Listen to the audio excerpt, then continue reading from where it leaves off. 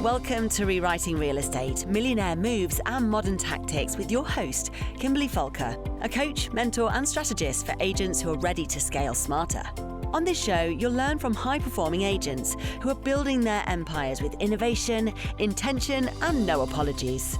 Whether you're an experienced agent stuck at a plateau or a rising star ready to fast-track your success, this podcast gives you the real-world tactics, mindset shifts, and lessons learned from those rewriting the rules.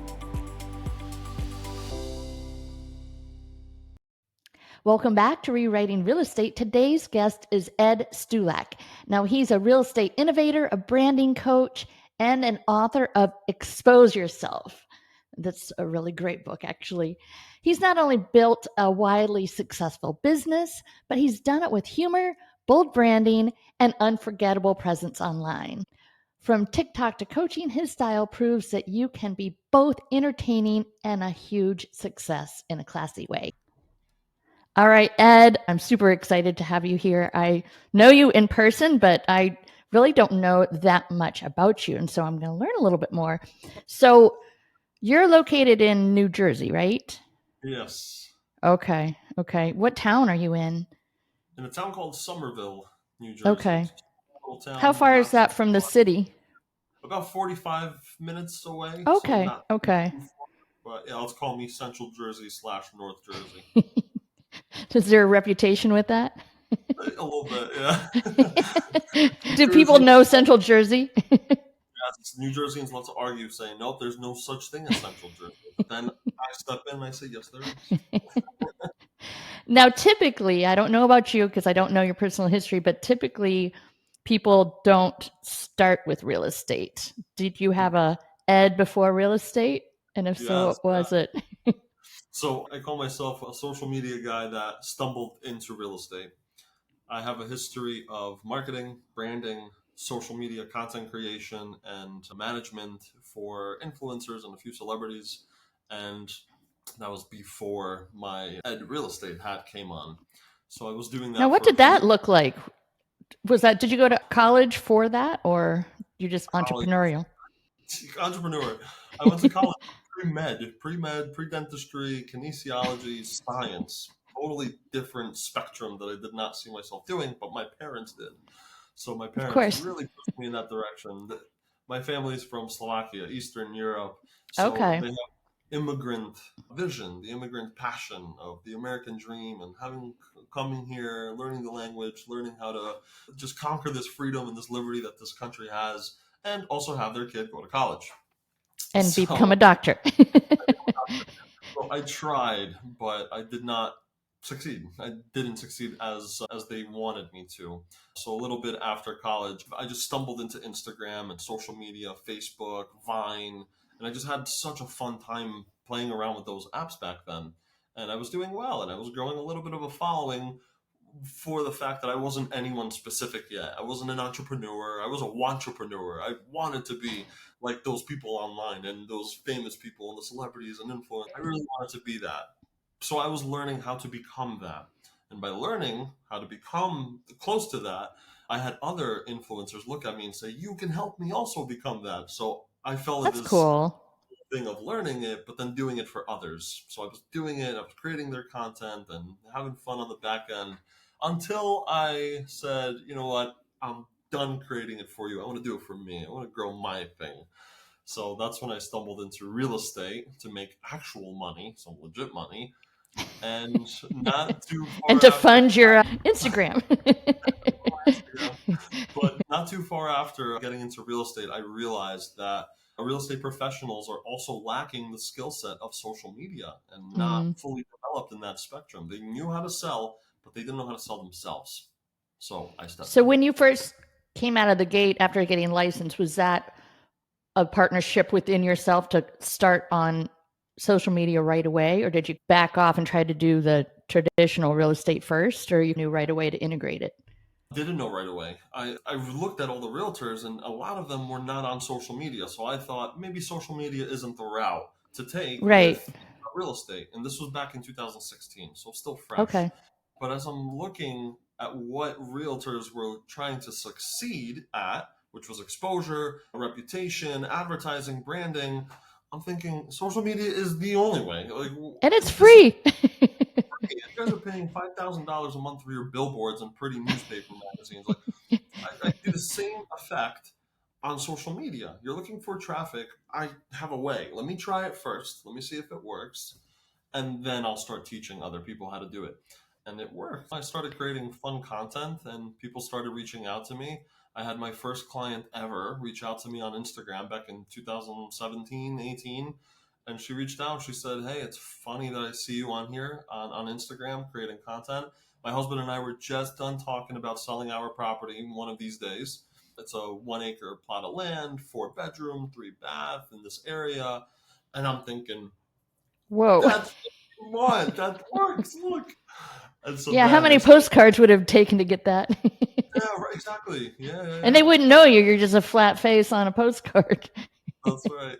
Instead, they got to learn a little bit about my character, my personality, my sales, my track record. So they saw. So when you first started, obviously you'd had some experience by doing other people's accounts. So you knew a little bit of the how to do the algorithm or the process. But did you actually create a strategy or just throw spaghetti against the wall when you first started? A lot of spaghetti, a lot of meatballs. It's just trying to figure it out, see what works and what sticks. But I did come up with a strategy eventually after I realized that people, you need to be proactive in this business. A lot of people on social media post content and then expect people to be reaching out to them and poking at them and saying, "Oh yeah, I want to sell business or I want to do real estate with you." It doesn't always work that way. Sometimes you have to go out of your own way as a real It's estate called agent. social media for a reason. Yeah, exactly. Because it's like it'd be like if you went to a networking party or like a real estate conference where we've seen each other and just Mhm. stand in the corner looking good, assuming Yeah, people are going to come up to you because right. you're that person. No, you. It's a networking, and that's what social media is about. Especially, I think a lot of people forget that they just I post, I do my stories, I post, and nobody talks to me. Are you talking to other people? Exactly. You have to shake someone's hand and really get to know them.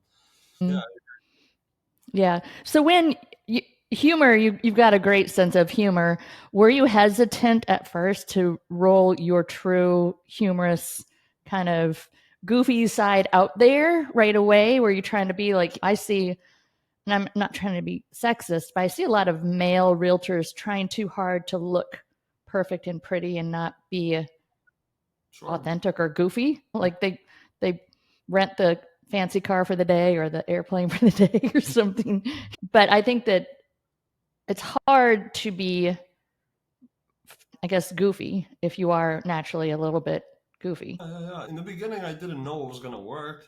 So, as you said before, let's see what sticks and actually is sticky for the audience to retain, come back for more. What works?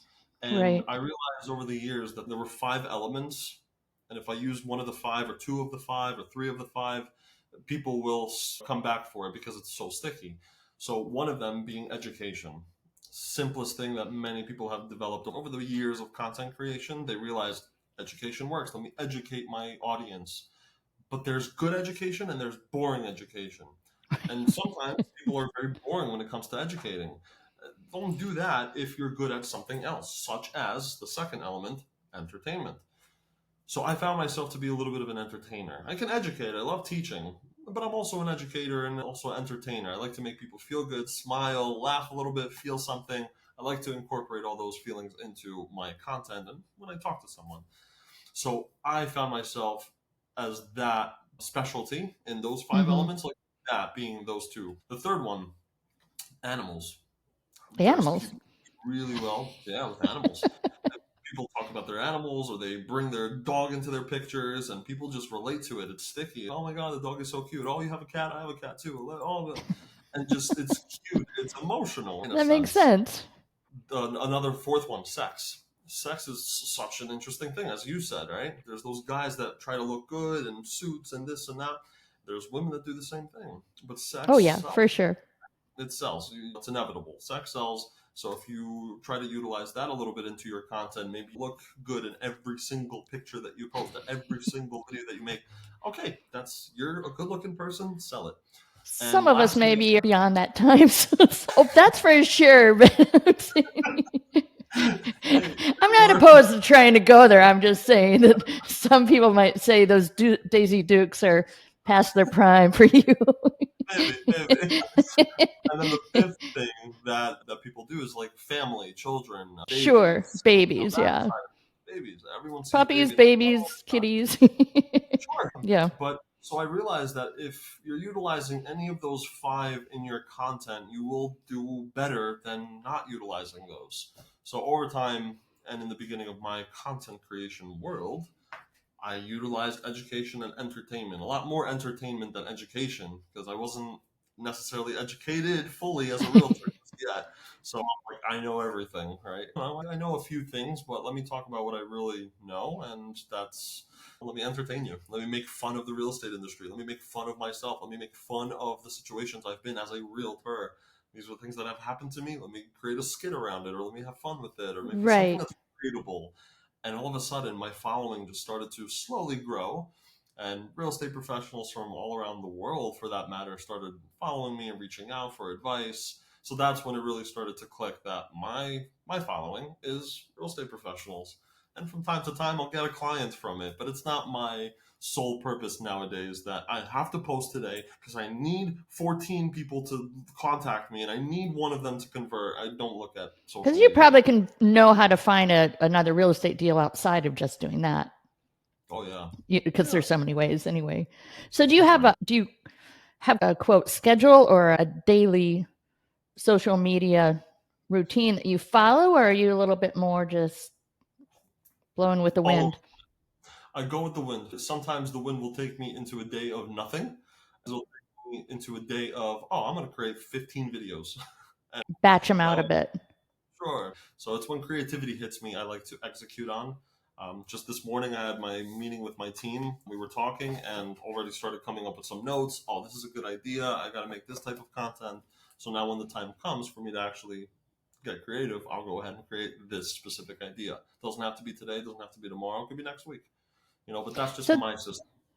For agents that maybe are just getting going or maybe want to go ahead and get, quote, brave enough to put themselves out there, what I know probably the answer to this, but is all you need just your phone, or do you need what equipment would you say beginner social media agent should have or use? Yeah, don't overthink it. Use the phone for now until you get a system going and some sort of streamlined process for yourself to create content. For now, get your phone and that's all you need. Eventually, you might want to upgrade. You might want to get a little light or something so you have some sort of something in the background that's, let's see if this turns on. Maybe not, but you have a light in the background, and then eventually you'll get a microphone, right? So this is a microphone set. This microphone set took me, I don't know, 5 years to finally say, Ed, you should get a microphone set. So now I have little mics that I can attach to my phone. It's super simple, no problem. I know how to use it.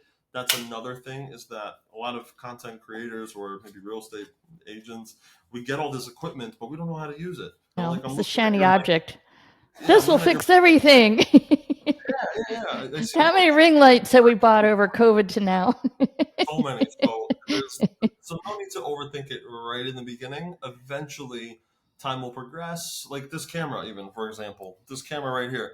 It's a Sony. It's nice. It costs like $800 on Black Friday. I said, let me just get it because I want good quality when it comes to podcasts or interview call. I want to be perceived professionally. And as you have your microphone, I need a microphone. That's my next investment into my podcast little studio here, or my office space.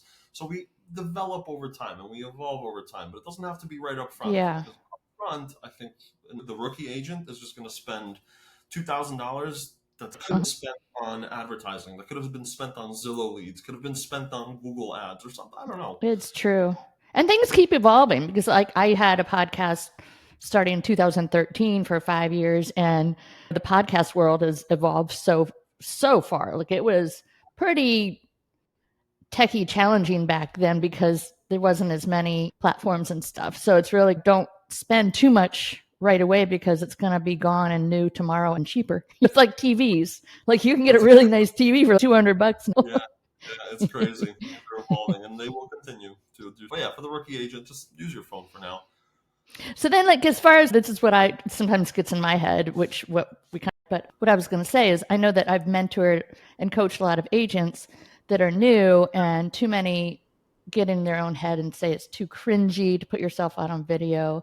But then sometimes us mature agents get in our own head of, I can't be goofy because I'm mature, or I can't. So you can get in your own way multiple ways, but what advice would you give to both of those audience of agents that are stuck in the middle, I don't know what to do. I don't want to be authentically goofy or silly or whatever. I need to be professional. I need to be beautiful and all that.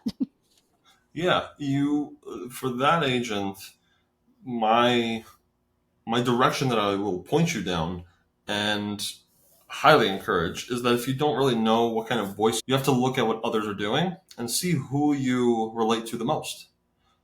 As an example, in the beginning, you're going to look at some other content creators and you're going to say, I like her style. She does it differently with her microphone. She says things differently. She looks a specific appearance. She says it this way. She starts off that way, ends it this way, doesn't use this. And now you're like taking your little mental notes. And at the end of the day, you'll say, I love her. This is what I want to do. But I also see this guy.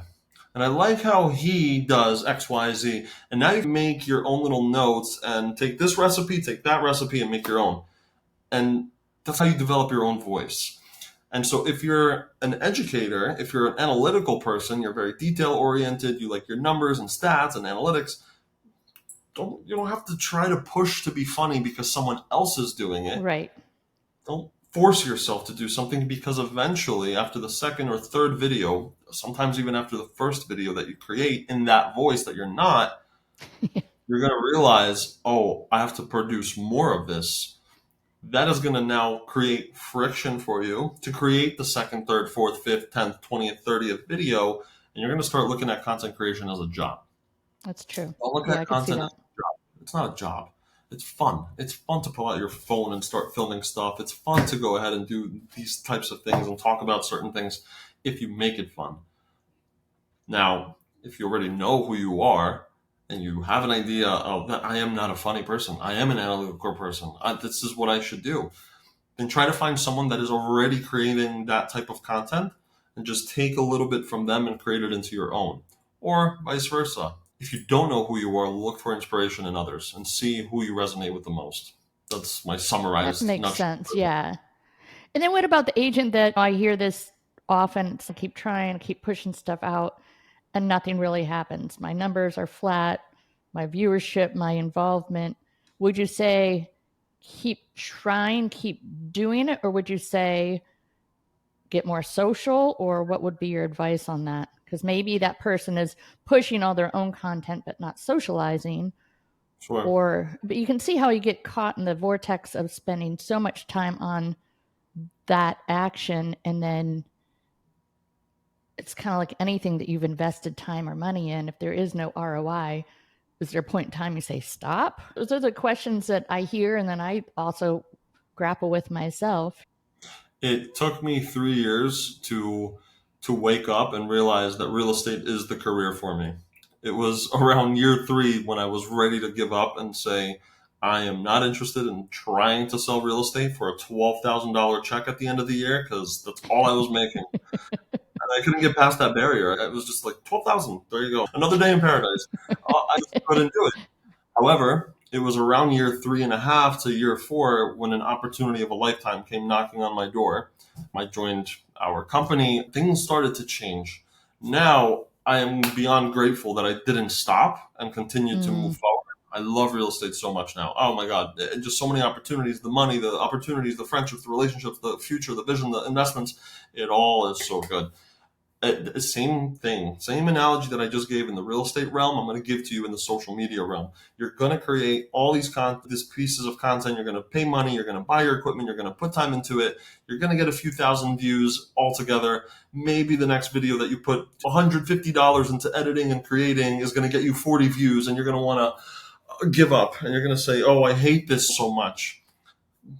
But you might also come across a new routine or a new piece of content that you've never created before, and that is the one that is going to excel you forward. That is the one that's going to give you this new voice that is now heard all around the industry. That is the one that is going to bring you the amount of traffic that you're looking for, that you've been looking for since day one, because you gave it a shot so many times.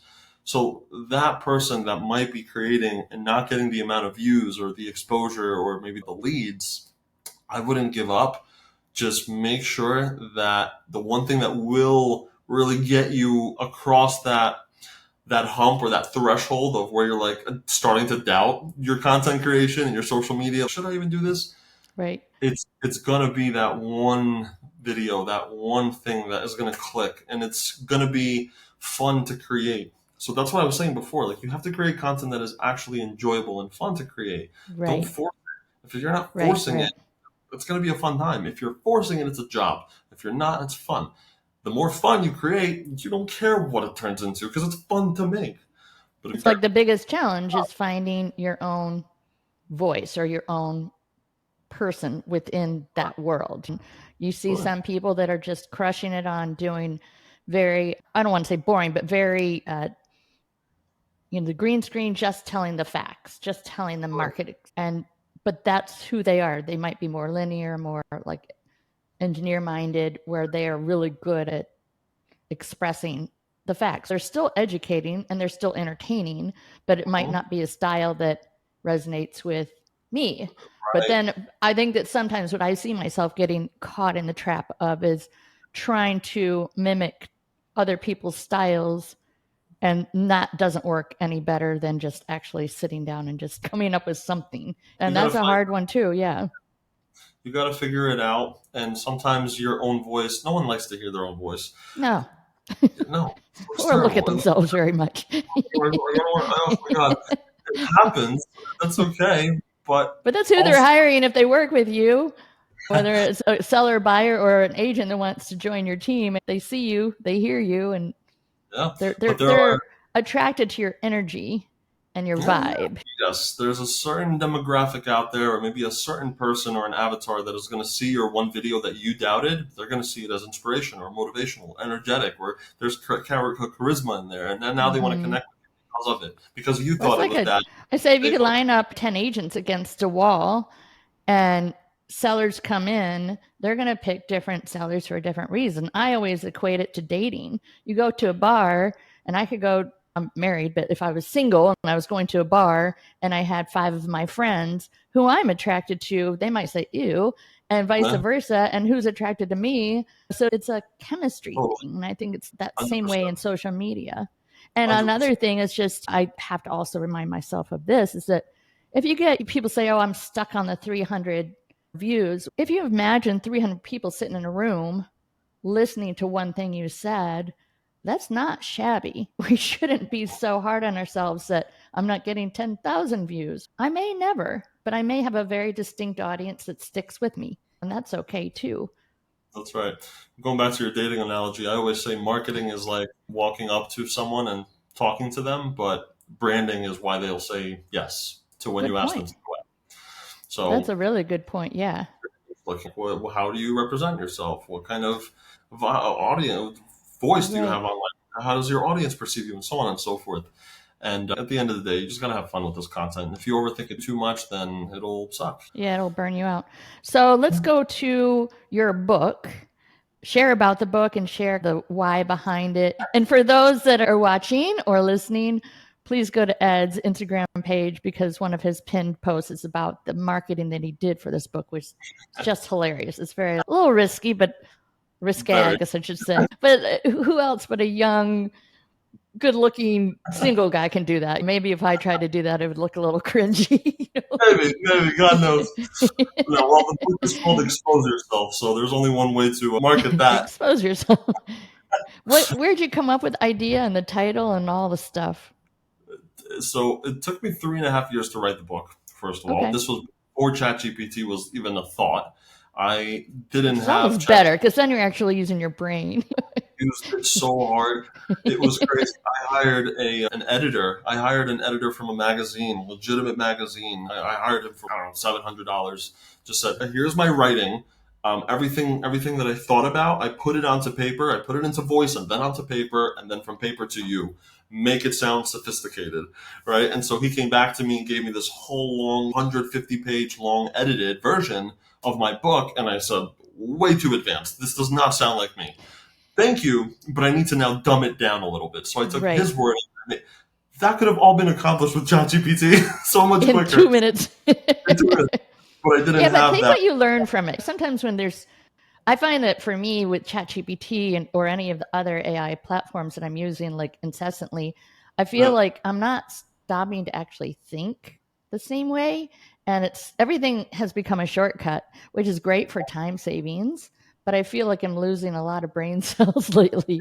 Yeah, no, you're not wrong. But yeah, so I had that whole process, and it took me 3.5 years really all together to get my creativity together, to get my thoughts together, get the editor to get it done, had my coach review it, had some people read it first before I finally got it out there. And for about 3 of those 3.5 years, the book was called Real Estate Fame. And Okay. Yeah. I hated this so much. I'm like, this is such a boring title. No one's gonna pick up a book called Real Estate Fame. Like, it needs to be something different. And so I got on a call with my coach. Her name is Kim, and Kim and I were chatting, brainstorming, and she said something. She said, "Ed, the book is called. It's about getting out there, exposing yourself, getting." And I'm like, that Ah! whatever you just said I sounded great. love it. And so expose yourself Expose was yourself. born. Now, when did you come up with the idea of wanting to write a book? Was it after you'd gone through the paces of learning about branding and social media that you wanted to teach it, or before you got good at social media, did you say, I want to get good so I can write a book? I You know what I wanted to mean? get as close as I could to mastering, but I'll never be a master, never be close even to it because there's, as you've said before, constantly evolving. There's always something new. So I wanted to make the book as evergreen as possible, knowing that I don't have to go into it every 3 months to edit something now because ChatGPT came out and then new AI comes out and now this. And I'm like, I don't want to constantly edit it. I want to make it more evergreen about branding, marketing, and doing things on social media that you could have done 10 years ago and you can do 10 years from now. And so that's what I wanted to put into this book, but I wanted to make sure it's actually legitimate and works. So I want to say maybe fifth year into my real estate business, I was thinking about doing so, but I had this one guy reach out to me on social media. His name is Ron, and Ron messages me on Instagram and says, "Hey man, you have a brand, you have social media, you have a look, you're doing real estate, you're speaking a little bit now. Why don't you have a book?" Wow. And so he's the one that gave me that light bulb moment of maybe I should do it. And so he helped me with the beginning phases, getting everything set up on the back end, and then he helped me run forward. So he was the one that kind of gave me instructions, come up with a I love syntax, put that. it all together, put it into audio, and then maybe put it out to text, and then I'll help you put that all. So that was a big help in the beginning. If he didn't come knocking on my virtual door, I don't know if I would have still written a book today. That's interesting. Now, when did you actually publish or when did it go out into the world? May 2024. So last Oh, year. so Yeah. awesome. I'm That's just under a great. year old. But that's so fun. It's true. I think that there's legitimacy but behind having an actual physical product of some sort or a Definitely. sellable product. Yeah. Yeah. Yeah. That's And awesome. also in the word author is, or sorry, in the word authority is author. Oh So yeah. if I want more authority and I want more of a reputation, a bit more of a stance on, oh, Ed knows what he's doing, write a book. So Right, I right. want to write something that's a little bit more helpful, something physical that I can give to a client, give to a seller, or give to an agent or whomever for that matter. So that was always nice. So right now in your current business, you wear a couple different hats. You are still in production, hmm and then you also coach or you are a team leader of agents, hmm and hmm then you go out and speak here and there, and then you're growing in throughout the whole country with building out your team. So that's like what percentage is all of it? Are you mostly in production or does it seem to be even pillars? I'm still in production. I would say mostly production, anywhere between, I don't know. Last year I had about 74 sales and rentals altogether, just for myself. This year, I'm on track to probably hitting close to that as well. We're halfway already, and I'm at around 32 sales. So, production, definitely big focus. Next is speaking, just the author side, speaking, traveling, and getting to teach others, other real estate professionals and entrepreneurs. So, I want to continue doing that. And the goal has always been to see this world. So I really want to just see it before I do settle down with a family, before I do get the dream house, whatever that might be. Yeah. Right now, it's more so building growth phases. I'm nowhere near where I want to be, but I'm a hell of a lot further than where I wanted to be 10 years ago. 10 years ago, I would have been like, you wrote a book? What? That's crazy. But what's nice about your book is that it doesn't have to be just about real estate. It's a book that can apply to entrepreneurs or small business owners, because really the book is about how to put yourself out there in a branded way, which you don't have That's to be a right. realtor to do that. So Right. that's Yeah, it really nice, is because cool. then you could actually get speaking opportunities for a variety of different industries or groups. That was pretty Yeah, smart. and that's the goal. That's the goal. I don't want to just do it for real estate agents, but I want to do that for now, right? Yeah, Because the man that tries to catch two rabbits catches none type of thing. Good point. So I'd rather just catch one and let it go. Thank you so much for your time. I do like to end on one final question. I'm actually going to adjust the question a little because I feel like it's almost too easy, because I know what you're good at. I know what the other agents that I've been speaking to are really good at. So I think that they go straight to what they're really good at. So I'm going to adjust my question a little. So if you had to move tomorrow to a market, a state, an area you've never lived in, you don't have friends there, you don't have any sphere, any connections, and no agents that you're working with. You don't have a team. You're Ed 1.0. But the thing that I'm going to change is social media is not your starting option. If you Okay. were starting over again tomorrow in a brand new area, what would you do as a seasoned agent? You have your experience from the years that you've done it, but you don't have anybody to lean into, including a social platform. Ooh. If I kept the social in there, I think it would have been an easy answer. I like that. Oh, that's deep. I'm leaning towards two areas, complete opposites of each other. But the first one, Key West, Florida. I love Key West. So I feel like I would just enjoy my time there and I would figure it out. People seem to be quite friendly over there too. So I feel like I can maybe lean on someone over there and just do that. And number two, I'm thinking Canada. But what would you do if you had to get a piece of business right away? I would join a team. Okay. Join a team. I don't care how much expertise I have. I need to be handheld by someone that is an expert in that area and I want to make sure that they are winning. So I know no team leader wants to drag someone along and mentor them all the time. So I would probably go to an area, see who the top team leaders are, or maybe someone who is looking to hire. I would interview them, have them interview me. I would bring to them my strongest assets, see if that could be filling their gaps and their problems that they're experiencing. And then I would lean on them as much as I possibly can. So they teach me their ways, they teach me the market, they teach me their systems. And eventually I'll leech in on their clients and their systems, really. So that's like old school. And then all of a sudden social media shows up and then you just go back to what you did before. Yes. Yeah. And then eventually I'll go into that direction. Yeah. I do think about that. That's a solid question. There are some people that have had to move in their life. I've started over again 5 different times. But it's transferable what you've learned. But I think what's going back to the basics, because I got licensed back before all the shiny objects online were available. So you had to do it old school way, which is good. I think once you know how to do that once, and you can replicate it anytime. But yeah. No, you're not wrong. It makes you, I think it's always good to know that no matter what, because I think sometimes I think about it like we don't own the foundation we don't own the land that we're borrowing from on Instagram or on TikTok, because it could be pulled anytime. And so then I think that's where it's kind of have to think, okay, everything got shut down. and that's where your entire business comes from, then what's your secondary plan? Which door knocking and open houses will always work forever and always. Correct. Yeah. I think the traditional ways, you can't neglect them, but you also have to be open to the new. Ed, thank you so much. Thanks for listening to Rewriting Real Estate.